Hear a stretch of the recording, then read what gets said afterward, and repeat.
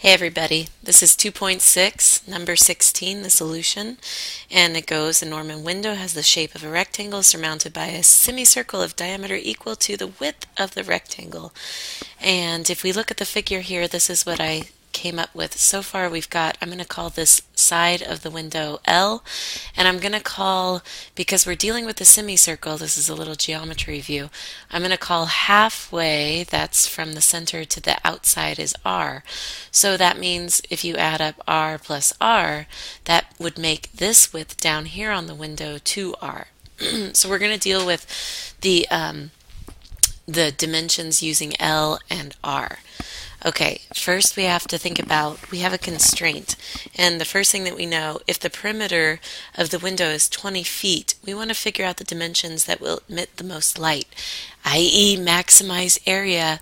So we're probably going to have a quadratic around here, and we're going to use first what we know to figure out, get our variables all in terms of 1. And I think what we'll eventually do, we'll get this all in terms of R.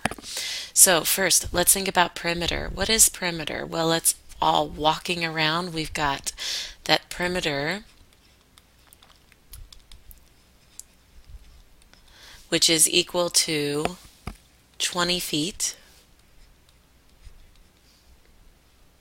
Is, well, we've got 1L plus, there's another L, right? This L on the other side, plus 2R plus, you see this circle right here, we've got half of a circle, so it's basically half of the circle, and the formula for circle is 2 pi R. That's circumference, but we're only taking half of it. I know that all of this perimeter is equal to 20. If we clean this up, we have 2L plus 2R equals, or no, plus pi times the radius is equal to 20. If you solve for L, this is what we want to solve for right here. So I'm going to bring the 2R over to the other side. So it's going to be, and the pi R, so it's going to be minus 2R minus pi R plus 20. Now if I divide both sides by 2, I can solve for L. 2, we get that L, I'm going to put this over here, so I'm bringing this over here. L is equal to negative 2R minus pi R plus 20 all over 2. I'm actually going to leave it like this. It works out nicely if you keep it in that form. Okay, what is area? Because that's what we're looking at and that's what we want to maximize. So here we go. We've got area is equal to, well, you have 2R, because that's the side of the rectangle, times L, right? Plus half of the circle. So half the area of that circle in terms of R, which is pi R squared.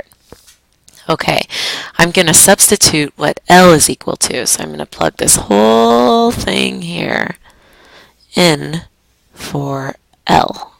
You guys see that? So A, and it's going to be a function of R now, is equal to 2 times the radius times all of that. So it's negative 2R minus pi R plus 20 all over 2, close that up, plus 1 half pi R squared. Okay, if we clean this up, I'm going to cancel the 2's, and I'm going to distribute the R's. And I have this over here, so by cleaning this up, I'm going to have my area function as A of R is going to equal, let's see, we have negative 2R squared minus pi R squared, I'm distributing the R, remember, plus 20R, plus 1 half pi R squared. Okay, believe it or not, this is in fact a quadratic. Okay, so this is an area, and this is going to be the area of this window for various r values, various radius sizes on the radius. So what I'm going to do is I'm going to regroup this equation, and I'm going to regroup all of my r's. So I think what I'm going to have to do for now, because you guys have that now, I'm going to erase this just to make a little room up here so I can write it. Oops, I got a little crazy with the eraser. Like I said, I'm new to this, so bear with me here. Okay, so here we go. I'm bringing a of r back up here. So it's a of r is equal to, notice I'm going to group all of my r squareds together, negative 2r squared minus pi r squared plus 1/2 pi r squared, and what do we have left? Plus 20r. So I'm just rearranging the terms. What I wanted you guys to see is that we can actually, it's pretty neat,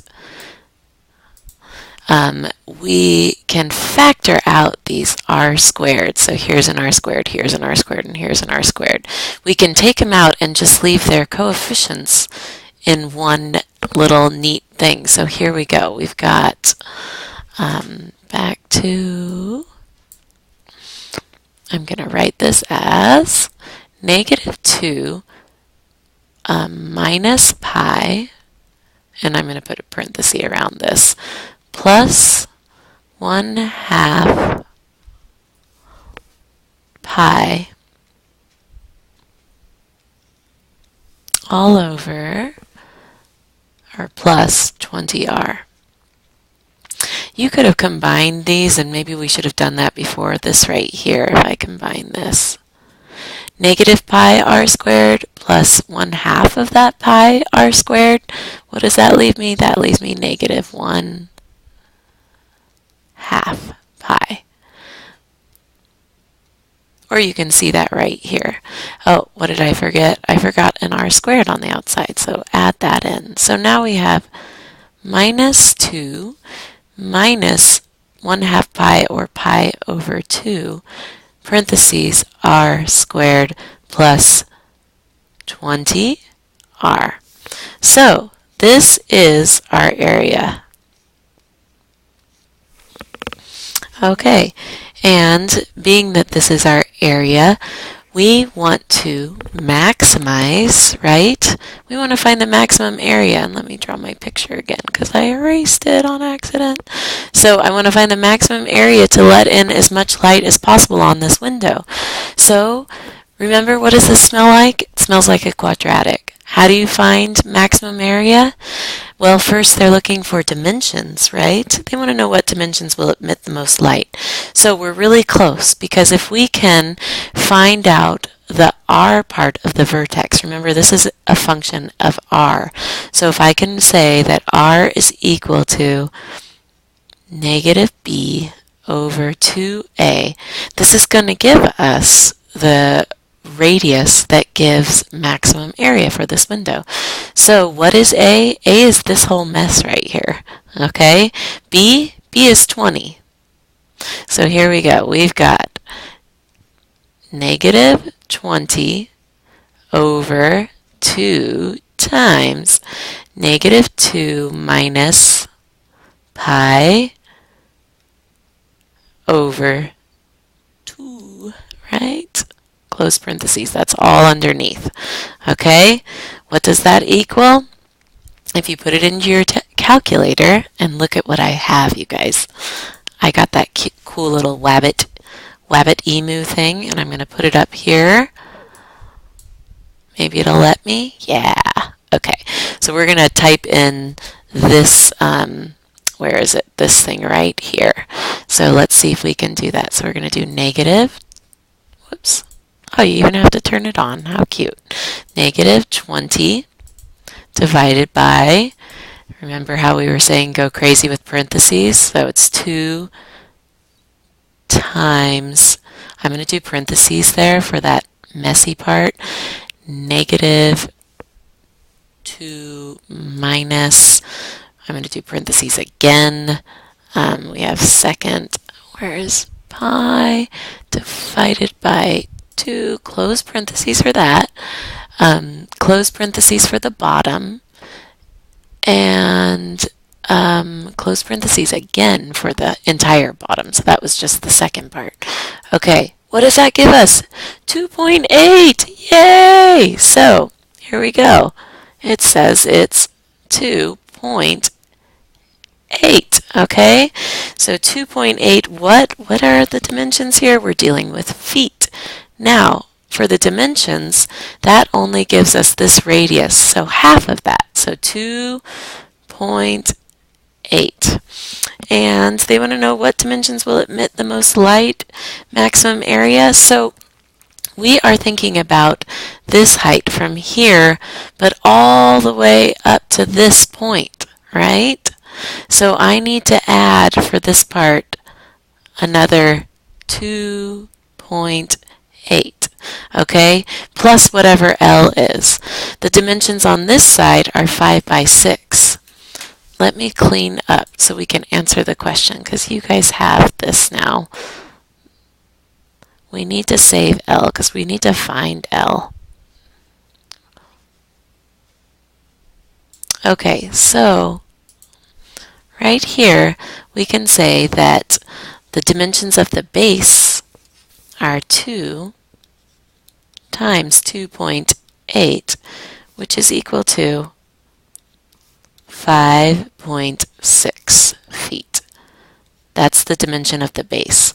Now the dimensions of the side, we'll first find L. So whatever it is, it's going to be 2.8 plus whatever L is, right?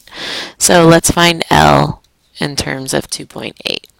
So negative 2 times 2.8 minus pi times 2.8 plus 20 all over 2. And if you plug that in, you will find that L, when I plug it in, is actually 2.8 as well. Okay? Go figure. It's a square. So this is equal to, and you can check the math, but it should be 2.8. So L is 2.8. So it looks like if your window is 5.6 feet tall and 5.6 feet wide, that will yield maximum area. So we can say 5.6 feet by 5.6 feet will give us maximum area. Yay, we did it. It's a good algebra problem too. Okay, I'll see you Friday.